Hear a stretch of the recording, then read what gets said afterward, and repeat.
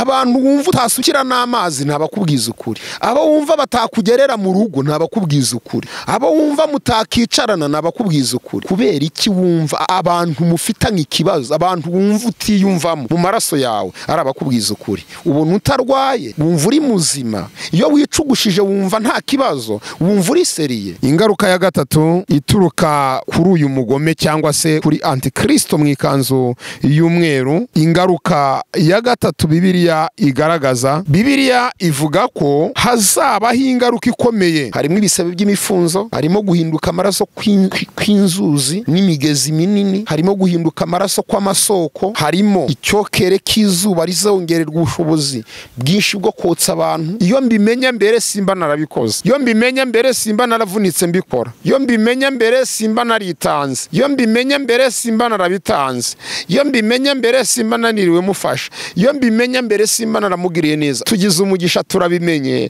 tumenye ukuri, reka ibi tubyihorere. Iyo uretse icyo wakoraga, ni gute ushobora kubona umuntu wakabaye ari uyobora abandi, wakabaye ari we wereka abandi inzira y'ukuri, inzira y'agakiza, ariko uyu munsi wa none ukabona niwe shoferi w'ubwo w'abayoba n'abayobya.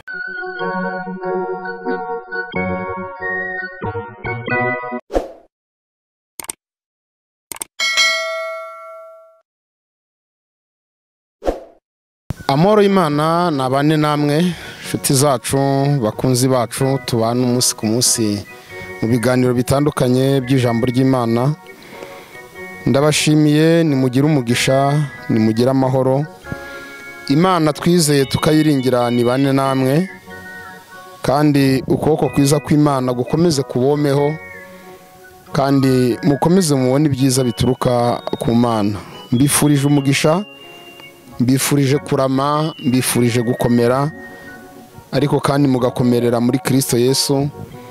Hari byinshi abantu bakomereramo, ariko nta cyiza nko gukomerera muri Kristo Yesu. Nimukomerere mu Mwami wacu Yesu Kristo no mu mbaraga z'ubushobozi bwe bwinshi. Nge nitwa Misago Alfredi, ndi umwigisha w'ubutumwa bwiza, ndi umwigisha w'ijambo ry'Imana.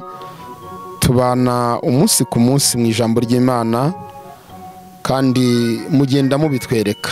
Turabibona pe, turabibona ko mubana natwe, turabibona ko mukurikira ubutumwa tubagezaho, turabibona ko mukurikira inyigisho tubagezaho, turabibona mu buryo butandukanye. Imana rero niba duhera umugisha, ariko kandi reka twongere tubasabe, urimo kumva inyigisho utarakora subscribe, wayikora.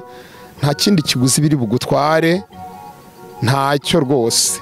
Yikore, urareba aho ngaho hatukura, cyangwa se haba hari irindi bara ariko wanditse subscribe, wakore, ukore ku nzogera, noneho ujye ubana natwe umunsi ku munsi, n'inyigisho niba zisohotse uzibone tumaze kuzisohora. Imana rero ibaho umugisha, kandi ubutumwa ukimara kubwumva wanakora share ukabusangiza n'abandi. Wakora share ukabusangiza n'izindi nshuti zawe zitabashije kububona, nabo bakabubona, tukaba dufatanije gukora ivugabutumwa. Wakora comment ku biganiro tuba twatanze harya hasi, ukandika ushimira se, utanga igitekerezo se, icyifuzo se, mu buryo butandukanye. Wanakora like nk'ikimenyetso cy'uko ukomeje kudukunda, kuduhitamo, kubana natwe umunsi ku munsi muri ibi biganiro. Reka rero mbifuriza umugisha w'Imana, reka nanabasengera n'Imana, nanjye nisengera kugira ngo Imana idufashe, kugira ngo Imana ibane natwe muri iki kiganiro, ituyobore muri byose. Mana, ndagushimiye kandi ndaguhimbaje. Ijambo ryawe ni ukuri kandi ni ry'imbaraga. Tugushimiye uburinzi bwawe ukomeje kutugaragariza, tugushimiye ko ukomeje kubana natwe no kutwitamururira ku manywa ndetse na nijoro. Turanezerewe cyane kandi turishimye kuko uri mu ruhande rwacu. Nyemerera rero muri aka kanya uduhaye ngo tuganire ijambo ryawe n'ubwoko bwawe, nyambika imbaraga nk'umwigisha ugiye kuvuga, ariko kandi abumva nabo bumve, bahinduke, bumve, bakizwe, bumve, bamenye, bumve kandi bumvire, bumve icyo umwuka abwira amatorero mu gihe gisa n'iki ngiki. Urakarama rero, reka ntabe ari twavuga aroshyirwa hejuru mu izina rya Kristo Yesu, amen. Inshuti zanjye, tumaze iminsi turi kuganira ku nyigisho ivuga kuri antikristo mu ikanzu y'umweru. Antikristo mu ikanzu y'umweru niyo tugarutseho, niyo nyigisho kandi tugarutseho mu bice byabanje bigera muri bitatu. Twasobanuye antikristo, abakozi ari gukorana nabo muri iki gihe cya none, abari bo. Abatarabashije kubona ibyo biganiro mwabireba kuri Iron TV cyangwa kubimukira TV. Izo nyigisho mukabasha kuzikurikira zabanje. Hari igice twagaragajemo amayeri akomeye uyu mugome akoresha agambiriye kwebya intore z'Imana. Mu gice giheruka twagaragaje ibimenyetso bigaragaza umuntu wamaze kugerwaho n'uyu mwuka. Ibimenyetso bigaragaza umuntu wamaze kugerwaho n'uyu mwuka. Reka rero dusome ijambo ry'Imana uyu munsi, noneho tugaragaze ingaruka zikomeye zageze ku bantu b'Imana kubera uyu mwuka wa antikristo mu ikanzu y'umweru. Turasoma urwandiko rwa kabiri rwa Yohana, igice cyaho ni icya mbere kuko ntabwo rugira ibice bibiri. Umurongo wa 7 haravuga ngo kuko abayobya benshi badutse bakaza mu isi batemera ko Yesu yaje afite umubiri, uvuga atyo ni uyobya kandi ni antikristo. Mwirinde mutazabura imirimo mwakoze, ahubwo muzahabwa ingororano itagabanije, amen. Mwirinde mutazabura iby'imirimo mwakoze, ahubwo muzabone ingororano itagabanije. Ndeka twifashisha icyo cyanditswe, nubwo turagenda tubabwira n'ibindi nkuko no mu zindi nyigisho biba bimeze, cyane ko ari ijambo ry'Imana tubigisha, ntabwo ari ibitekerezo byacu. Niyo mpamvu tugaruka kuri Bibiliya kenshi, dusoma Bibiliya, ni ukugira ngo ibyo tuvuga bitaza kugaragara nk'amagambo, ahubwo bigaragare nk'ubutumwa bwiza bwahumetswe n'Imana. Ni izihe ngaruka zigera ku buzima bwacu, ku mibereho yacu, ku gihe cya none ndetse n'igihe kizaza kubera uyu mwuka wa antikristo mu ikanzu y'umweru? Ingaruka ya mbere ni ingaruka yitwa kutuvutsa ingororano. Kutuvutsa ingororano. Aha rero wakibaza uti, umugome yavutsa umuntu ingororano gute? Umugome yatuvutsa ingororano gute? Ni gute antikristo yatuvutsa ingororano? Ijambo ry'Imana riratubwiye ngo abayobya benshi baradutse batemera ko Yesu Kristo yaje afite umubiri, uvuga utyo ni antikristo kandi ni uyobya.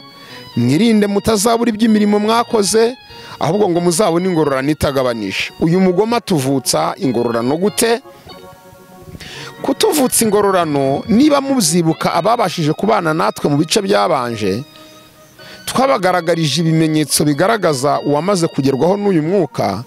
Harimo no kuva mu muhamagaro w'Imana, harimo no kureka ibyiza yakoraga.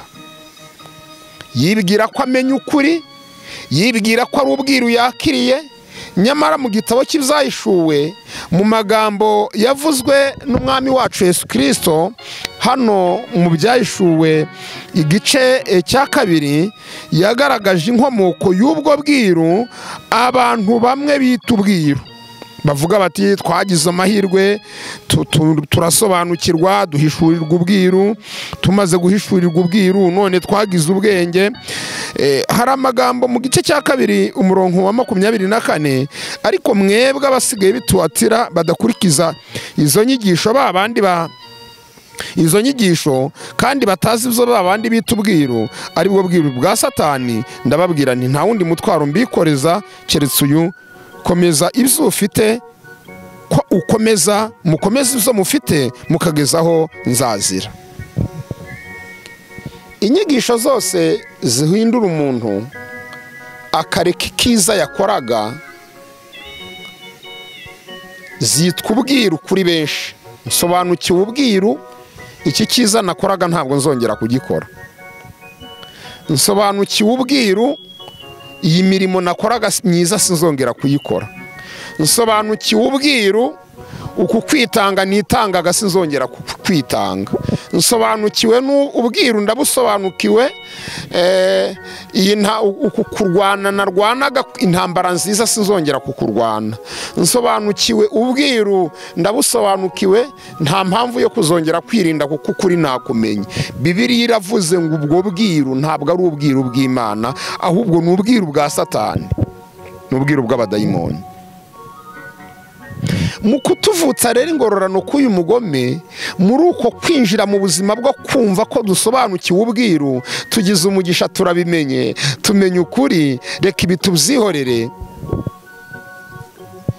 Iyo uretse icyo wakoraga witwaje ngo hari ukuri umenye, mbibutse ko kureka icyo umuntu yakoraga yitwaje ngo amenye ukuri, muri we haba harimo n'akantu ko kwicuza uti iyo mbimenya mbere, iyo mbimenya mbere simba narabikoze, iyo mbimenya mbere simba naravunitse mbikora, iyo mbimenya mbere simba naritanze, iyo mbimenya mbere simba narabitanze, iyo mbimenya mbere simba naniriwe mufasha, iyo mbimenya mbere simba naramugiriye neza. Uko kwicuza rero kujemo guhanagura bya bindi wari warakoze. Mu bintu ufashwamo rwose byihuse, mu bintu bagufashamo ni ukugufasha guhanagura bya bindi wicuza ko wabikoze, ukicuza ko iyo uza kubimenya uba utarabikoze. Barabigufasha rwose, babikuraho.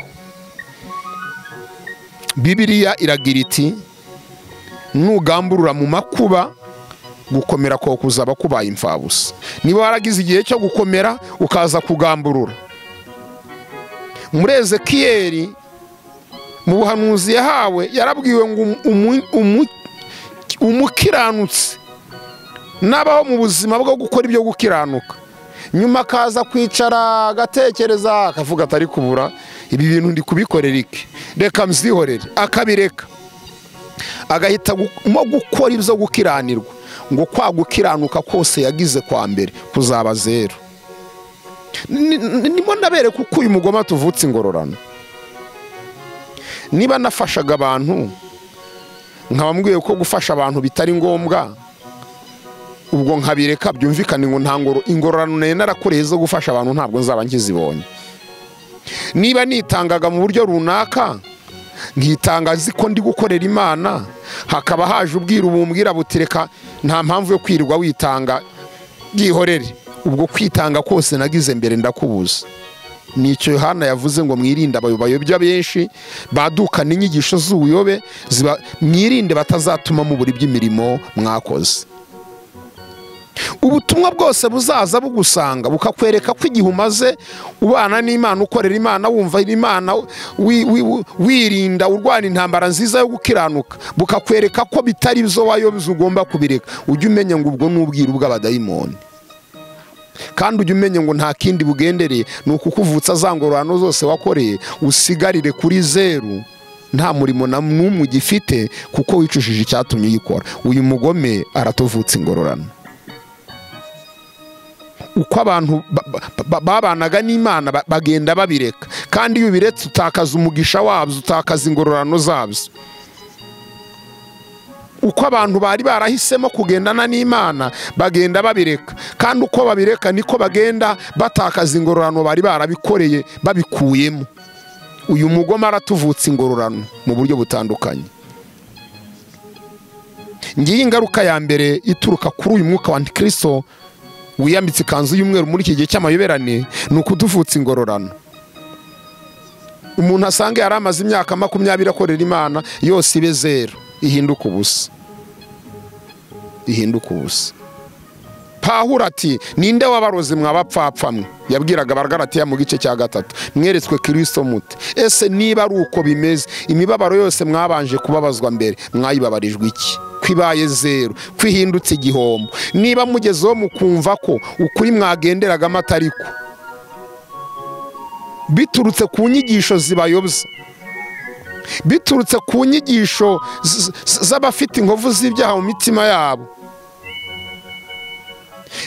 biturutse ku nyigisho z'ubwiru, bamwe bita ubwiru kandi ari ubwiru bwa Satani. Niba muretse kubaha Imana no kurwana intambara nziza, niba muretse kugendera mu buntu bwa Yesu, mu buntu bwa Kristo butwigisha kureka kwirinda mu ngeso zacu, tukagenda twubaha Imana dutegereje ibyiringiro by'umugisha byo kuzahishurwa k'umukiza wacu Yesu Kristo, niba mubiretse mukumva ko mutazongera kubigenderamo, igihe cya mbere mwamaze mubigenderamo cyapfuye iki? Byabamariye iki? Ko muhombye ibyo mwakoreye.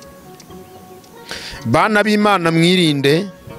Uyu mugome nta kindi agendereye, ni ukutuvutsa ingororano twakoreye.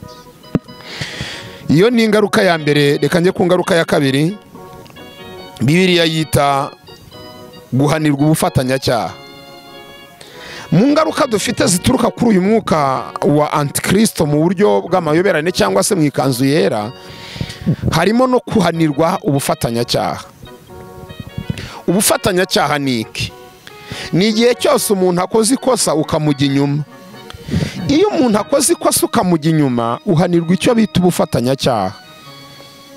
Iyo hakozwe iperereza n'ubugenzuzi bagasanga hari abari bamuri inyuma, hari abari bari kumutiza amaboko, uhanirwa ubufatanyacyaha. Ubufatanyacyaha abantu bazahanirwa kuko bagiye inyuma y'umugome n'ubuhe. Mu rwandiko rwa kabiri rwa rundi twasomye rwa Yohana, twasomye umurongo wa 7 n'uwa 8. Iyo uhereye ku murongo w'ikenda kugera kuri 11, haravuga ngo uwo mugome ntimukamusuhuze ngo ni amahoro, ntimukanamucumbikire mu ngo zanyu, kuko uzamucumbikira azabarwaho ko yafatikanije nawe uko kuyobya. Namwe munyumvire, uzamucumbikira azabarwaho ko yafatikanije nawe kuyobya.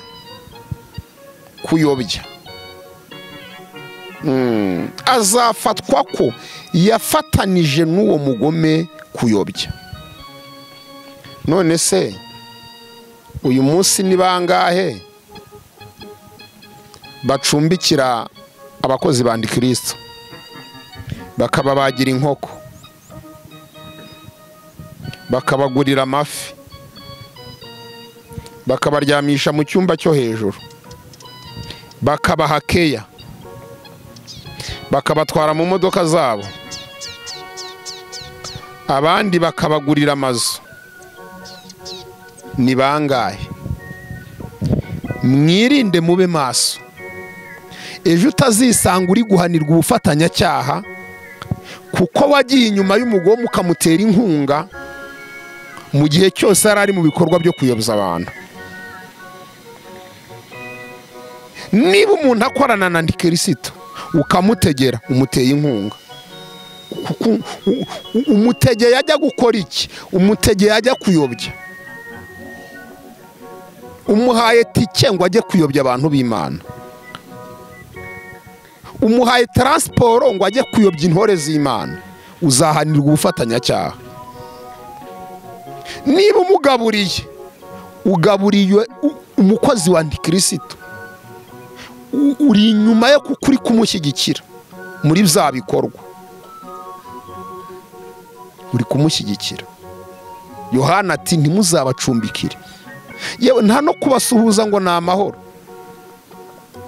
Ariko bamwe turahana nabi misaya, ukamuha umusaya ugahindura undi. Aya magambo tuvuga arakomeye, umwuka wera w'Imana bafashe kuyumva, kuko Antikristo mu ikanzu yera gahunda ye ni uguhitana benshi mu mayera akomeye cyane.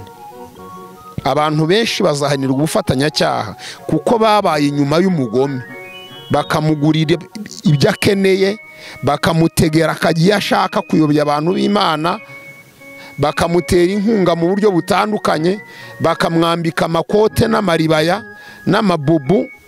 Abantu benshi bazahanirwa ubufatanyacyaha kuko babaye inyuma y'umukuyobya cyangwa se abakozi ba Antikristo. Ingaruka ya gatatu ituruka kuri uyu mugome cyangwa se kuri antikristo mu ikanzu y'umweru. Ingaruka ya gatatu Bibiliya igaragaza, Bibiliya ivuga ko hazabaho ingaruka ikomeye ku bantu b'Imana, bana b'Imana. Mwite kuri aya magambo. Ingaruka yitwa kunywa ku gacuma k'umujinya w'Imana udafunguye. Kuzanywa ku gacuma k'umujinya w'Imana udafunguye. Ibi bivuze iki? Umuntu wese wabaye inyuma y'uyu mugome, nk'umutera inkunga, nk'umuyoboka, nk'umufana, nk'umukomera amashyi, nk'umushyigikiye, ijambo ry'Imana rivuga ko azanywa ku gacuma k'umujinya w'Imana udafunguye. Ibi byatangajwe mu butumwa bwa marayika wa gatatu, Izahishuriwe Yohana igice c'14 umurongo w'9. Ubutumwa bwa marayika wa gatatu ni ubukangurira, bukaburira abatuye isi kwirinda kuba inyuma y'inyamaswa, kwirinda kuba inyuma y'umugome, kwirinda kuba inyuma ya antikristo mu buryo ubwo ari bwo bwose, mu buryo bumwe cyangwa ubundi.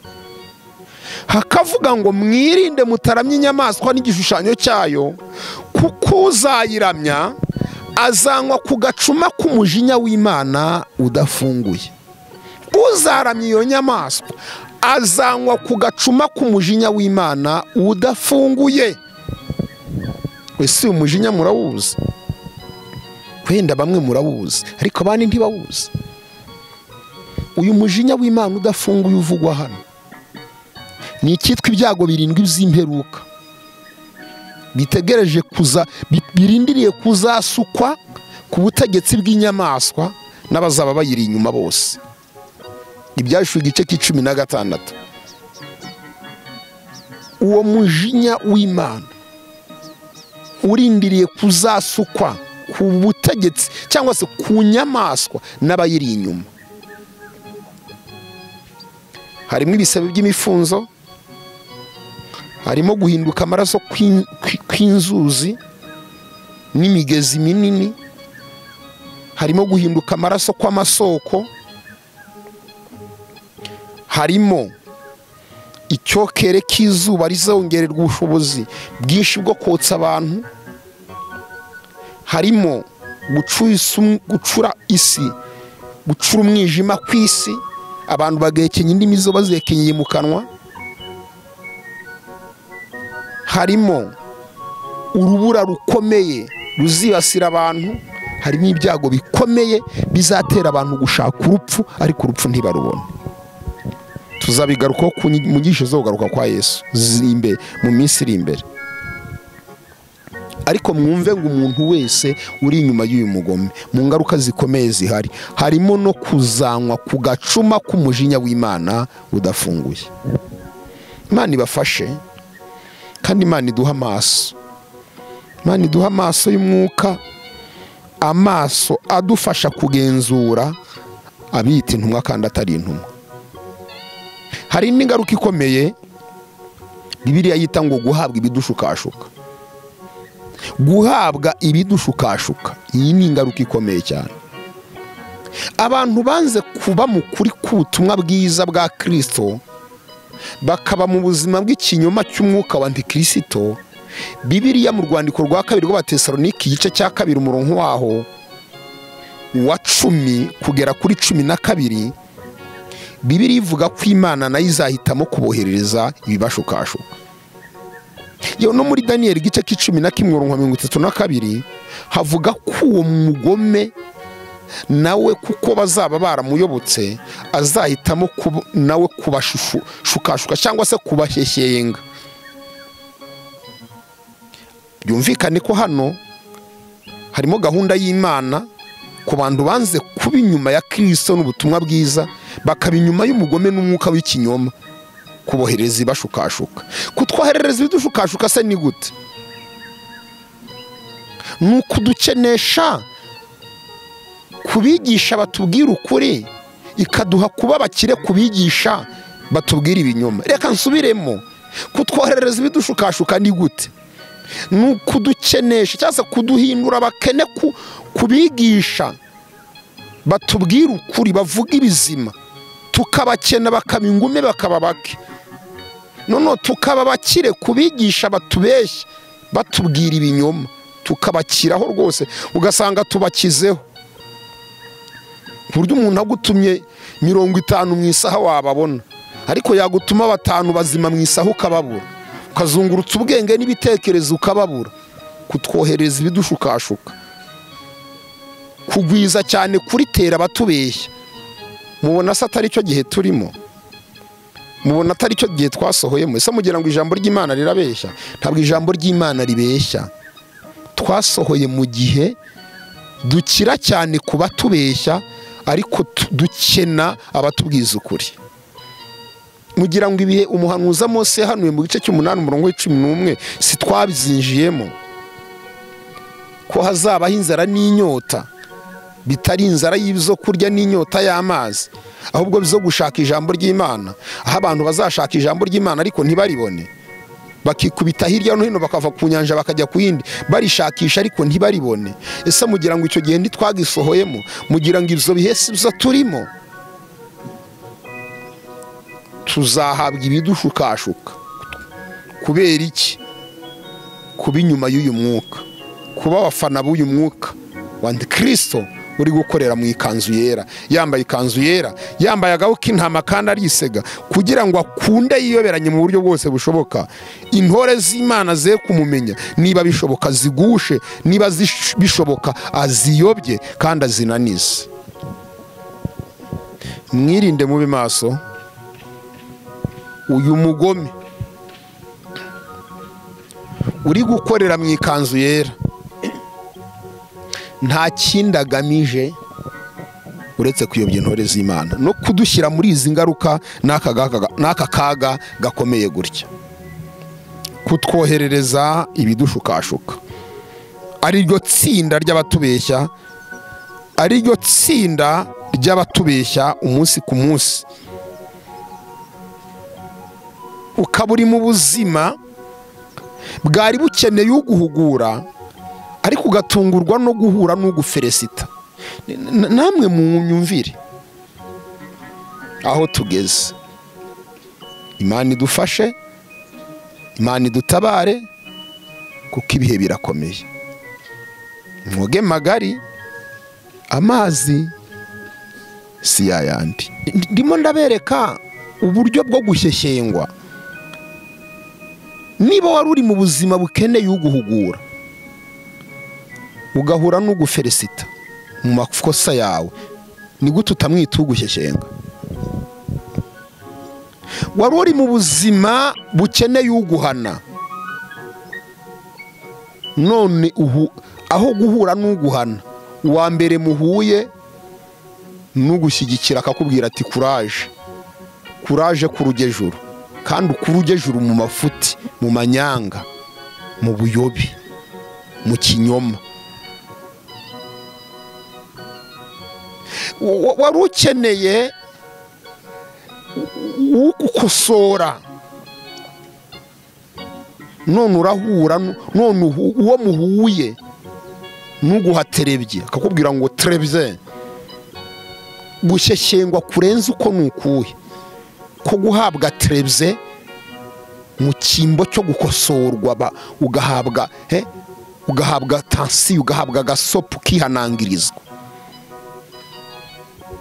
Turimo turakena abaduhugura, tukagwiza abatwoshya. Turi gukena abaducyaha, abaduhana, tukagwiza abaduha kuraje. Turi gukena abadukebura, tugakira kuba duha trebye. Felicitation. Urimo neza. Urimo kubirimo, komerezaho, kuraje. Ariko muzi ko umuntu wese uguha kuraje mu mafuti, mu buyobe, ari umugome ku buzima bwawe. Umuntu wese ukwakuraje mu buzima urimo bw'ikinyoma ni umugome. ntabwo ari mwiza kuri wowe, ntabwo ari unabimenye, ntabwo ari mwiza, ntabwo ari mwiza. ahubwo tugahindukira. Abaduhindura abanzi ni bande? Nabatubwiza ukuri kwabo turi bo, nibo duhindura abanzi. Ibyo byabaye ibya yamvugo ngo kuvuga ukuri ntibyica umubano. Kuki abanzi benshi dufite ari abatubwiza ukuri? Kuki abutiyumvamo ari abakubwiza ukuri? Ubwo nturwaye, ubona udafite ikibazo. Kuki abo wiyumva, abantu ugira utiyumvamo ni abakubwiza ukuri. Abantu ugira wanga ni abakubwiza ukuri.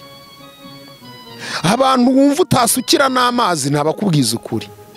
Abo wumva batakugerera mu rugo ni abakubwiza ukuri. Abo wumva mutakicarana ni abakubwiza ukuri.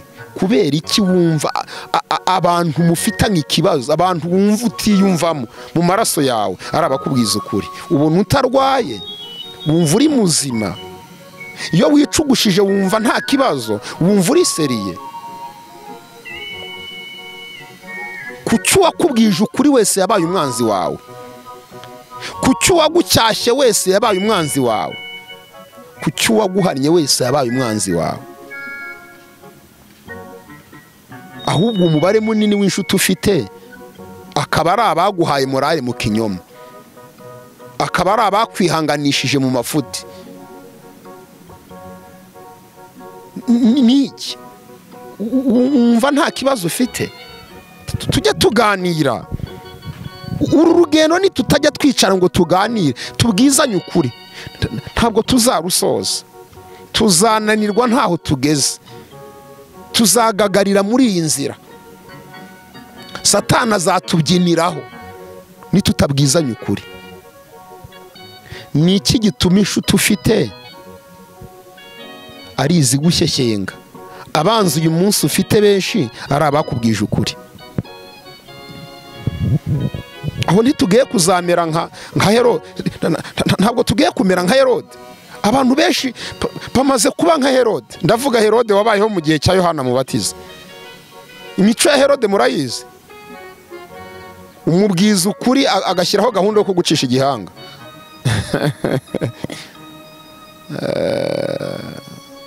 Uramubwiza ukuri,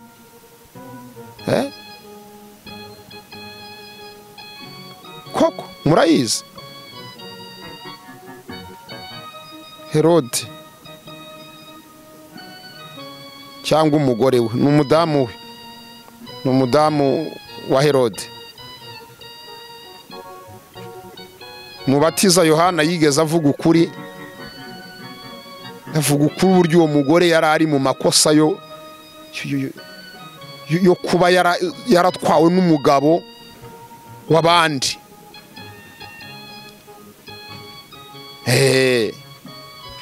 Atwarwa n'umugabo, atwara umugabo w'abandi, wa mwene nyina, wa mwene se.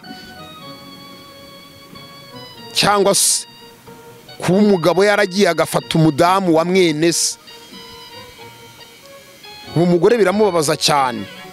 Ndababaye, harambuza ibyiza, harambuza kurongorwa n'umwami, harabimburiza iki? Amuhindura umwanzi kugera ku rwego yamucishije igihanga. Uyu munsi aba wumva bapfa ni abakubwije ukuri, bakubwira kwikosora, bakubwira kuri kugendera mu kinyoma, nibo wanga. Ariko abakubeshye muri inshuti. Abakubeshye urabemera, abakubeshye nibo ugurira icyayi, abakubeshye nibo uha amata, abakubeshye nibo musangira, nibo usohokana. Ariko abakubwije ukuri bakakubwira bati dore uri kugendera mu nzira z'umwijima, dore uri guca umugore inyuma, dore uri guca umugabo wawe inyuma, dore wahuguje mwene se isambuye, dore wibye ibintu by'abandi. Abo ngabo mwabaye abanzi.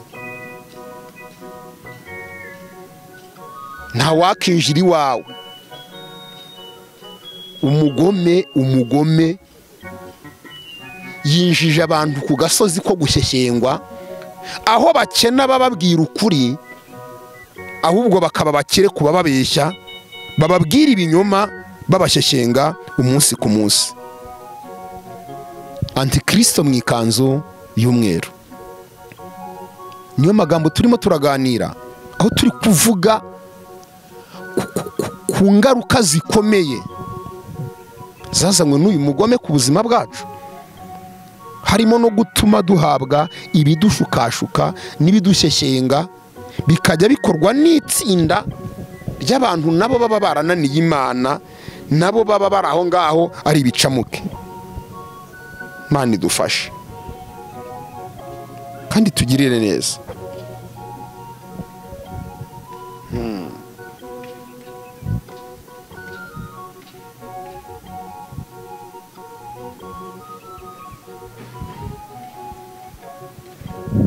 Mbibutse ko Imana gufata gahunda yo kohereza abantu bibashukashuka nta bundi bugome bibikoreye, ahubwo Bibiliya ivuga ko ukurikije igihe abantu bamaze biga bakabaye bazi ukuri.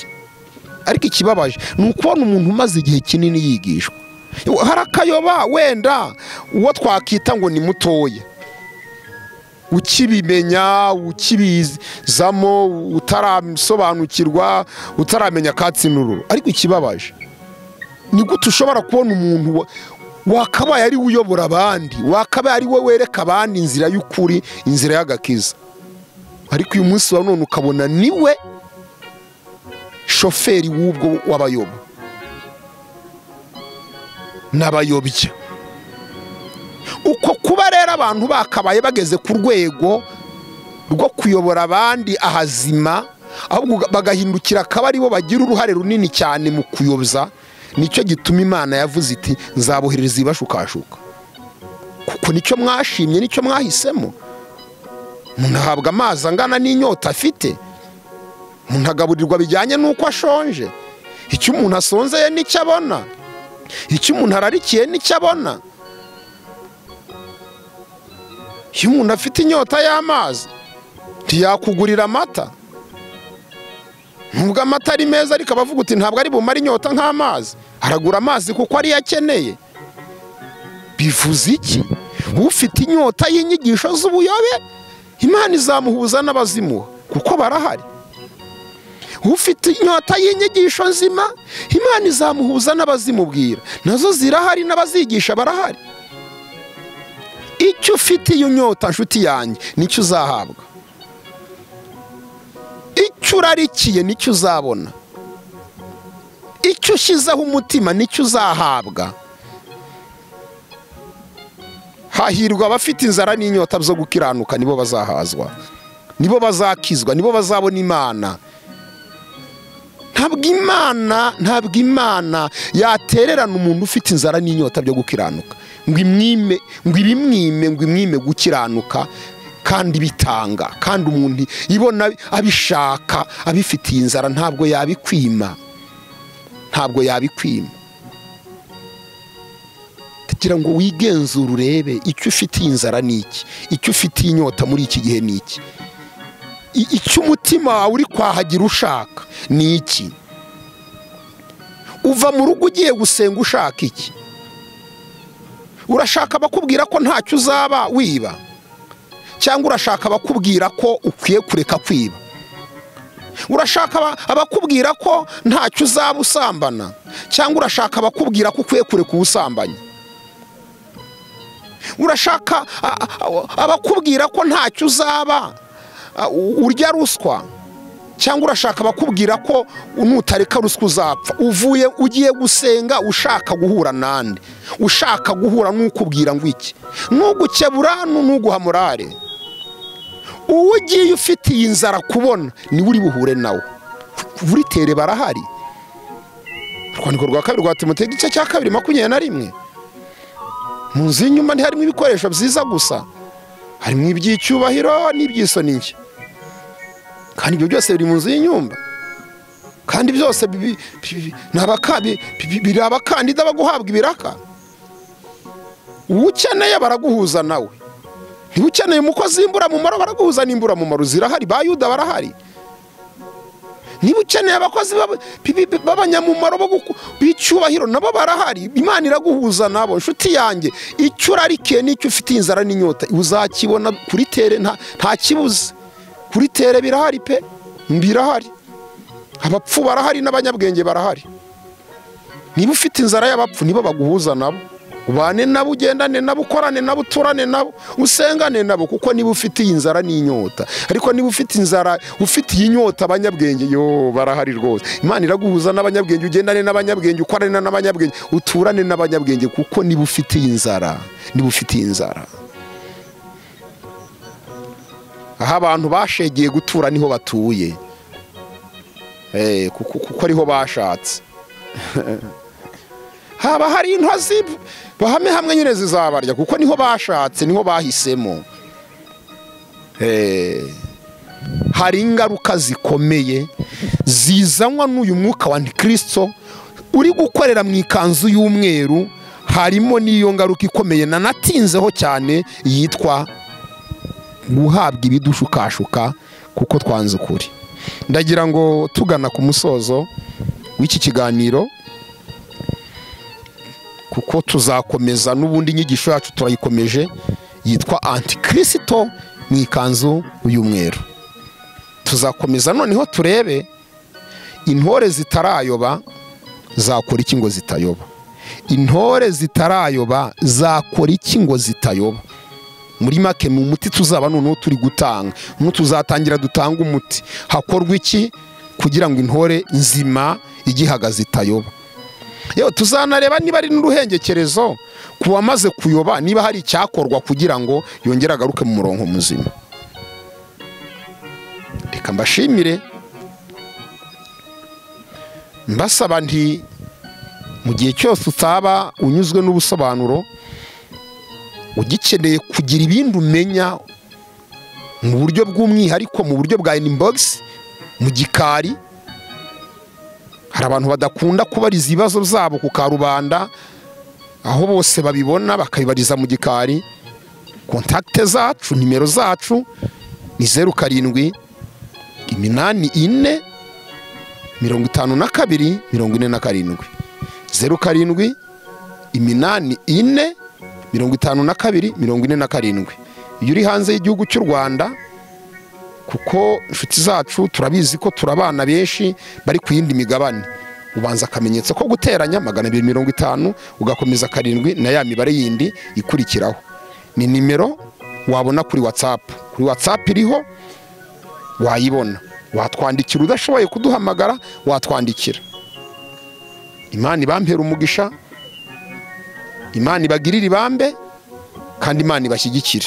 Reka mbasengera Imana, mbasabire gukomerera mu ijambo ry'Imana, mbasabire gukomerera mu buntu bw'Imana, mbasabire kuba maso kugira ngo mutariganywa n'uyu mugome wambaye ikanzu yera kandi ari mubi. Imana nziza, tumaze akanya twumva ijambo ryawe. Antikristo mu ikanzu y'umweru, uri Imana ibasha kurinda abawe, ugahagarara ku ntore zawe, ariko kandi mu gihe nazo zitagaragaje uburangare, kuko ijambo ryo ribitubwiye ko ufite inzara n'inyota byo kutsinda uzamuha ubushobozi atsinde. Ko ufite inzara n'inyota byo kumenya ukuri uzamuhuza n'abanyakuri. Ufite inzara n'inyota byo gukiranuka uzamutera inkunga akiranuke. Niko tubwiye. Sabiye ubwoko bwawe, abaduteza amatwi, abatwumva, ubafashe, ubagirire ibambe, ubahe guhagarara neza mu gihe gisa n'iki ngiki kitoroshye. Nanjye ukomeze unyambike imbaraga, ndetse n'abandi bene data bose dufatikanya kwamamaza ubutumwa bwiza tutabeshya, nabo bagirire ibambe be hafi yabo. Reka ngire nti icyubahiro, amashimwe, gukomera n'ibibi zawe uhereye umunsi, ibihe byose bidashira, mu izina rya Kristo Yesu, amen. Amahoro y'Imana bane namwe. Shalom, turabashimiye.